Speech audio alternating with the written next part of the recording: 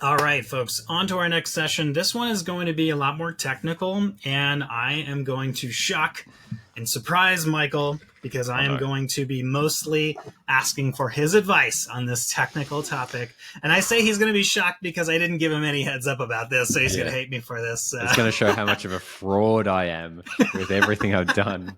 That was It's the like whole point. This is he speaks a good game, but now when he's actually put on the spot, let's see his on this fraudulent spot. answers, and let's put it into ChatGPT afterwards to see how aligned he is. Okay, let's go, Yeah. big dog. As Let's if do this. ChatGPT knows how to do Yeah. Google Ads. Yeah. Okay. Perfect. So on this section, I want to talk about the very common challenge with low spend, low conversion volume lead generation accounts. This is Okay. particularly prevalent in B2B lead gen. And the more niche the industry, the tougher this is. Now, the two things that are challenging is you have low conversion volume. Smart bidding doesn't like that, just doesn't do well with it. And you also have low amounts of spend where every click, every dollar really, really matters. What does that Yep. inherently cause? It causes a want and a desire for over controlling or just a lot of control. So then what happens? You get over segmented accounts. You get like 10 campaigns that are all on a $100 shared budget and they're all Yep. using the same target CPA bidding strategy. So, Michael, this is a challenge because we want to have the targeting, the budgeting, the bidding control because every dollar matters. But at the same time, if we over segment, we have conversion signals all over the place. And there has been theorized that even if you do portfolio bidding and or shared budgets, the algorithm is still going to struggle to find confidence in what it's going to bid. So it still has these sort of exponential learning phases that sort of restart over and over again, especially considering we're also challenged with the 90-day cookie window. So even if we're importing offline conversions, it creates another unique challenge. So this is a lot of accounts, right? Now, I don't do a ton of lead gen. I mean, I do tend to be bigger. They don't have as many data velocity problems, but this is definitely more up your alley. I'm really interested to see how Nice. you usually approach this. Beautiful. So this is actually a really interesting and timely topic because I've actually had a pretty big company. Well, not big. They're like a few multi-million dollars. They're in a niche B2B space. But I just got access to their account yesterday and I just looked for like 1 second and it's like 2 campaigns, both broad match with display on it. And I'm like, whoa. And look, the problem you mentioned here is it's B2B or like it's a niche area. So there's the niche aspect of potentially low searches. And then number 2 is high competition potentially. And then number 3, low conversion volume, which could affect the algorithms if you do lean towards that. And then number 4, you said low budget or small budget as well. Right. So Yep. in this case, you've just got to, rather than looking at it from the advertising hat first, you've got to put the business owner hat on and go, okay, this B2B business, is it one product or service that I'm pushing or is it multiple lines?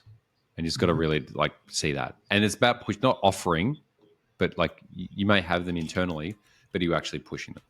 So I'd always start with just like asking the questions and getting clarity on what the outcome is and going, okay, we want to be pushing all these areas or just this one area and we want this outcome. From there, you can reverse engineer the account structure and the strategy from there. So my approach, and look, I know you mentioned that thing about segmentation. I think because the nature that I run 2 businesses now, I work with a bunch of clients. My position now is it ends up being more because we do the advertising so well. I'm pushed more into a business consulting role, and if you don't have the transparency on the data, you can't make decisions and you don't have control. So with the segmentation, at least from my experience, is if you do have a segmented account, whilst the data may be split out, the data split out, which means you can see how much you've spent on this campaign, impression share, impressions, like your market reach, all of those things. And if you can do that, then you go, okay, this area is important to us, but we've only got $20 a day budget. And then you're like, that's ridiculous. So it's like, well, you gave us a budget. We either have $20 a day or we pull in $100 a day or whatever it is into this area. And it makes it really obvious where the gaps are. It's like, you'll get the data in, you'll see the impression shares, you'll see the impressions, you'll see the clicks, you'll see the search terms for that line of business. That way you've actually got more control, but you can actually illuminate to the client who may not have the budget, hey, yes, we can do this, but you're only like, if we're splitting it across, like if our budget's $1,000 or whatever it Mm-hmm. is, if $1,000, it's $33 a day. If you're going us to go after 3 lines of business, that's $11 each a day. The cost per click could be $5 to $20. This ain't going to work. And then you just talk about, look, we need this much data, and like, oh, okay. So it allows, the segmentation actually allows you to have like more of a high level common sense approach, because if you go, hey, we've got this one campaign or a few campaigns and things are all thrown in there, it's really hard to go point the finger and go, see this number here for this line of business, that's not enough. And you've got to make it really high level so it's obvious for them, because it's obvious for them and for you, because sometimes you can get caught in the hypnosis of, yeah, but the client wants this. They asked for it, so I must be able to deliver. I've got to make it work. And it's like, rather than just taking that step back and go, don't assume that just because they've given you a budget that that's enough. Yep. So this is just how I do every account now. Got to segment it based on line of business or how you want to be, what's important to the client, because it makes it a trillion times easier to do any sort of reporting offline, as well as if you've got different lines of business that do have a different niche or focus, you don't want multiple users or different types of people.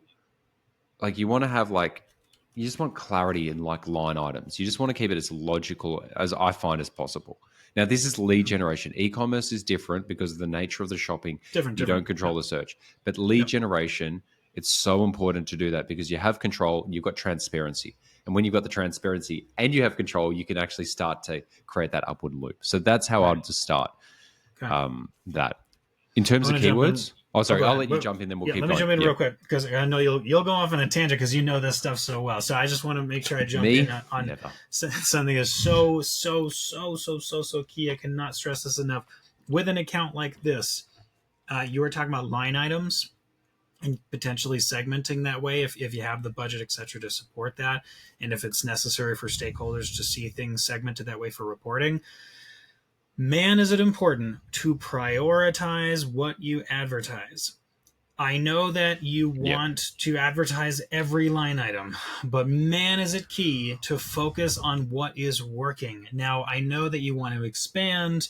Maybe there's not enough leads coming. There's someone pressing the POC that you're talking to, we got this new line item. Let's make sure Google Ads, because it's our primary marketing channel, make sure it's in there and we're putting some budget behind it. But if you are not with that, increasing your budget, and your advertiser doesn't have increased budget, you're now just stretching your data and your optimizations even thinner, to creating even more problems in the account. So I just can't stress enough how important it is to prioritize. When you've got a low budget, low conversion volume, the sales cycle is really long. We're talking months at a time, especially if it's outside the 90-day cookie window. You have to prioritize what you're going to advertise. I see it all the time. There's like $10,000 a month. We've got 10 line items we're trying to promote. They're all in the same shared budget. They're all in the same target CPA. Yep. They're only segmented that way because some stakeholder wants that for ease of reporting. And then all of a sudden, you just have so many data points so stretched out. And you're just getting sort of lackadaisical performance. You can't push anything one way or another because it's not segmented by intent. It's not segmented by performance. It's just all lumped into one big thing that nobody can really control. And you're just hoping to get lucky and optimize once a month. Anyway, that's my tangent. Really, really important to prioritize. It is, man. And look, that's those then coming back to that first thing, prioritizing based on like what's the actual outcome they want to achieve. It's like they might have an area of their business that's extremely profitable and people want. And then they've also got this new line of business that they're like, look, we want to focus on this. And it's like, well, you've got something that's making you money. Do you want to make more money? Or do you have this other part of your business that's actually burning money, but you want to start to make profitable? Like, they're like, yeah, both. And it's like, your budget doesn't suggest both. And you've got to have the confidence and conviction to keep asking, because sooner or later people are like, oh, the next month they're like, yeah, can we just focus on both? And you're like, yeah, okay, why not? You've got to be clear. Now, in terms of segmentation, segmentation needs to be done on a campaign level, not an ad group level. Now, I see a lot of campaigns that have like, it's called one campaign, like, products. like lines of services or whatever it is. And they've got the different services in one campaign. But the problem with that is you can't control the budget going to whatever ad group. You can only control budgets on a campaign level. Mm-hmm. So even if you split these things out into different keyword themes on an ad group level, but they're all in the same campaign, you actually don't have control. Like you have transparency, but you don't have control. On the campaign but you'd level, have transparency either way. But you'd have that either way. Like if you just did your reporting correctly, right? You'd have transparency at the ad group or the campaign level. So that isn't a major benefit, right? Well, the worst level underneath that is when people have like one campaign with a few ad groups and then like different keywords in those, and it's like mixing. And then they're trying to do their reporting on like the keyword level where they're trying to filter like, okay, does it contain this word? And then looking at that, like so. There's the campaign level gives you transparency and control. On doing on the ad group level gives you transparency but not control, and then doing on the keyword level is just like you're a damn fool. But the thing is, most people still do that, man. Like the crazy thing is that there's been a lot of people who have been told who are smart advertisers. I looked in their accounts, and I'm like, what the hell is going on here? And they just go like, no, but the smart, like the algorithms. I'm like, the algorithms only work when you've provided it the stuff for it to work, and it's only going to work if you've provided good data, which is clear, broken down, but also good outcomes. But it's like, yeah, but if the budget's split out enough, it's not going to hit that 10 to 30 conversion KPI. And it's like, well, it's not going to anyway, because now you're getting like you're going for the volume of conversions rather than the quality of conversions. Because by doing the line items, you can control the quality to an extent, because you know these keywords are listing these conversions, these to this. And not all keywords and all conversions, this is crazy, are equal in intent. And then people get caught in the thing where it's like, let's just go for bottom of funnel so we can get more like algorithms. It's like, yeah, but look, I don't even know how these algorithms work. Like at the end of the day, I'm like, dude, most of my accounts, I'm going to be fucking dead serious, they're still a manual CPC.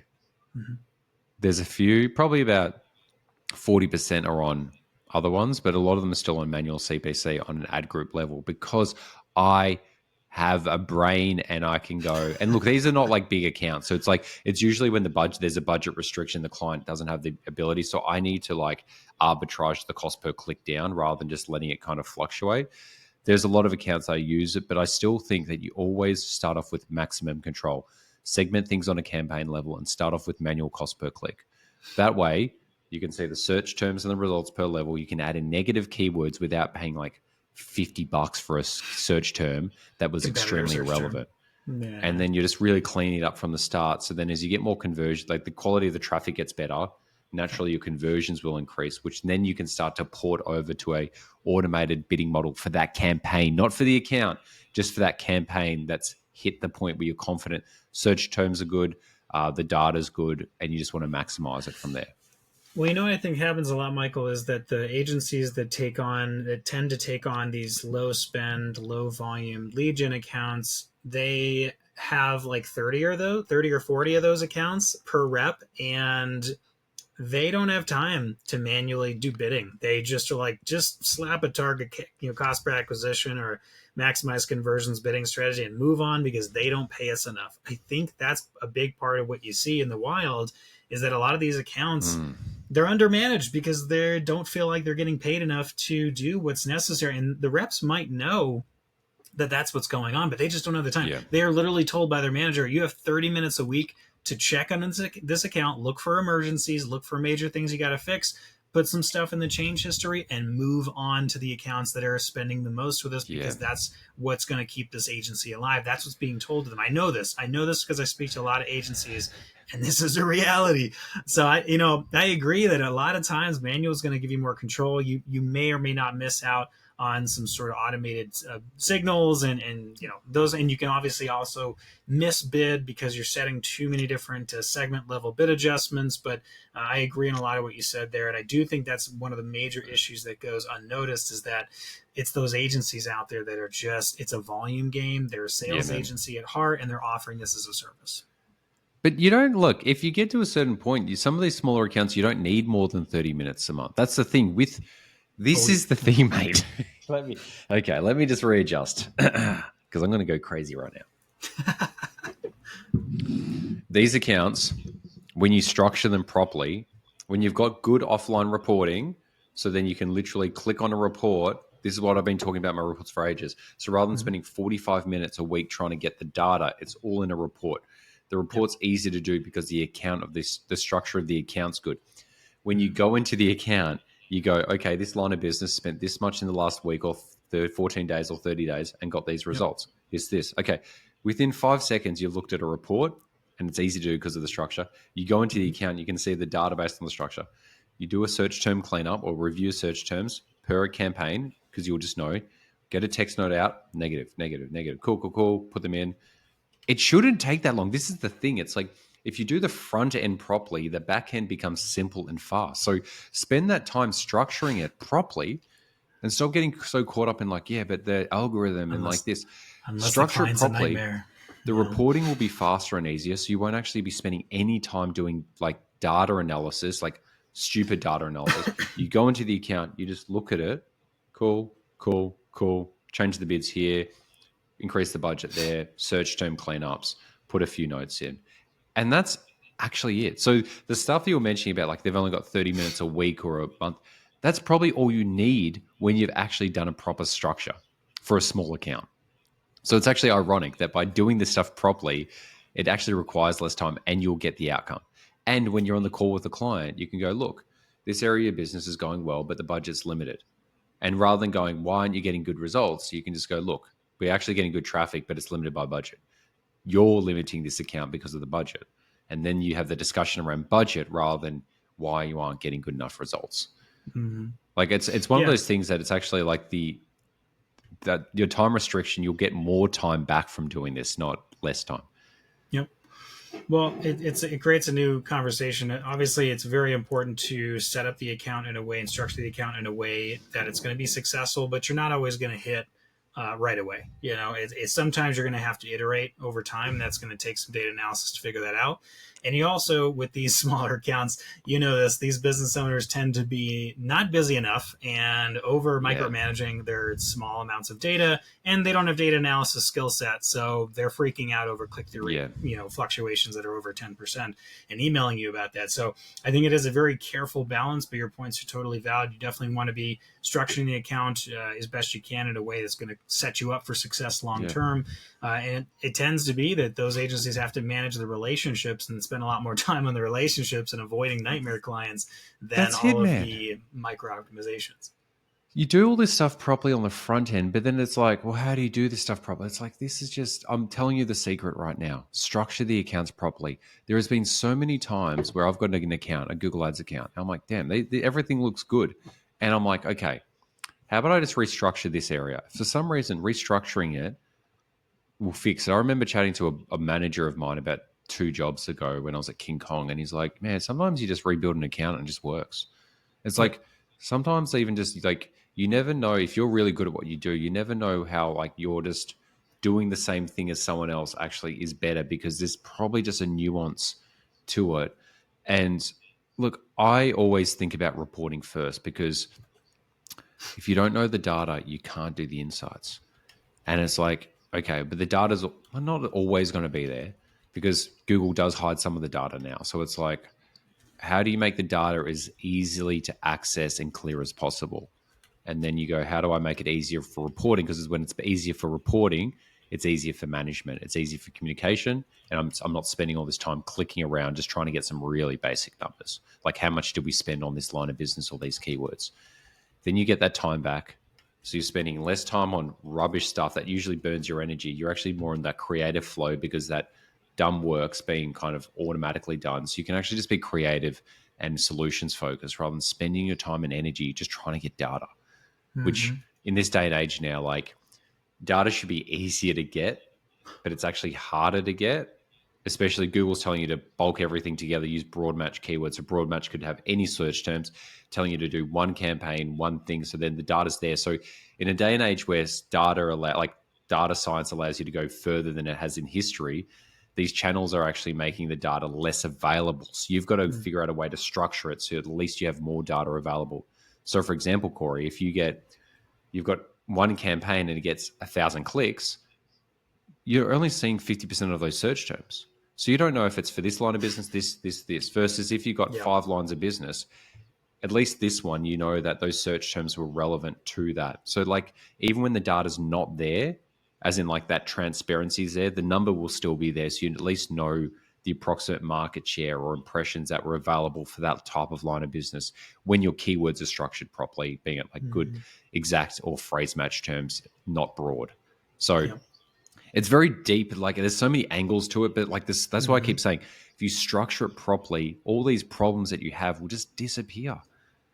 It's Well, like, I feel like a lot of these accounts, they end up killing their own success because they over pivot. It's really yeah, just a lack of basic statistical principles and knowledge around sample size, minimum sample size, yep, sale like velocity. They just yeah, they're so caught like stuck in the minutia, and they're so desperate for any kind of lead, especially when the CLV is really high, which we haven't even touched on yet.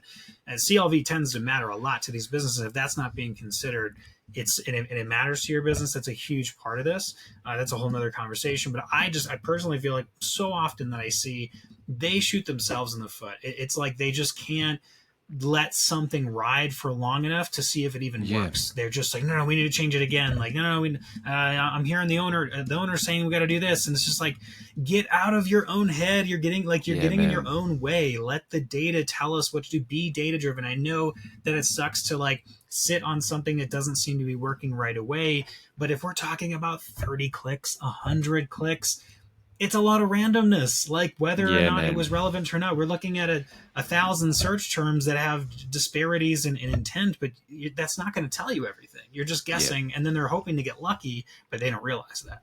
I hate man. that for them, but it tends to be it. You know, even just saying this now, like I've told you this week and last week that we're doing the market lead restructure in terms Mhm. of just like really building things from the ground up from all the experience. But even the things of just like when you're onboarding people and telling them, look, a sample size is needed of X amount of clicks. But it could be we need 100 clicks or 500 clicks for this line of business, not even the account. Or Yep. we need to get at least 30 conversions for this line of business before we start making major optimization. You always Mhm. make minor optimizations, search term cleanups, maybe tweaks to the bidding and just small stuff like Keywords, yeah. that. Yeah. But then even just you saying this right now, and then even conversion sample size needed for the account, but also that line of business, because data, Google seems to, you have your bidding for smart bidding is on a campaign level. So the data would be mostly attributed to that campaign level data rather than account level because you're changing the bidding strategy around that. And then you've mentioned a customer lifetime value. Like these things over times, when you're running accounts for so long, you not that you forget these things, you know they're important, but it's just like there are so many important things that then if you don't discuss it with the client, then that kind of you're missing out on those discussion points and then expectations shift and people all across the board. So I think this is a really good point just to add at the end is like with low like niche areas but low budgets, you got to tell people, look, we need to get at least 100 clicks for this campaign or 1,000 clicks for the account before we can make the next major change. We're going to be doing minor optimizations to make sure that the traffic quality is exceptional. So the quality of the traffic is good because you don't want 1,000 clicks and they're horrible traffic because like nothing's going to happen then. You've Yeah. still got to put your expertise in, but it's really interesting still that the narrative's still forgotten about sample size and data analysis. It's just like very like A and B, like, hey, how much did we spend? B, how much did we make? And rather than just going, hey, we've spent this, this is the data we've acquired, this is the results we've achieved so far, and this is where we see it's going to go, but we still need more data to enrich that picture that we have Yep. here. Love it.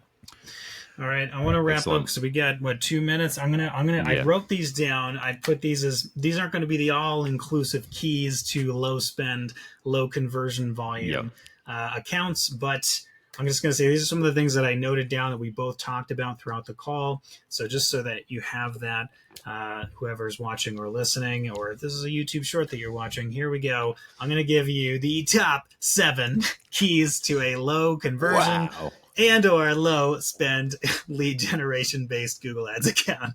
So Yep. number 1, prioritize what to advertise. You may not have to promote every single line item in the business, and Yeah. you probably shouldn't be. CLV, customer lifetime value, matters. If it doesn't, disregard, but more often than not, you need to consider it in your strategies, Yeah. especially for these types of accounts. Slow and steady iteration. Avoid constant pivoting from stakeholders. Do the best you can to be slow and steady. It is all about iteration over time. You are probably not going to hit home runs every single month. You definitely want to focus in a big part of your strategy on the initial structure and then making small tweaks and changes over time.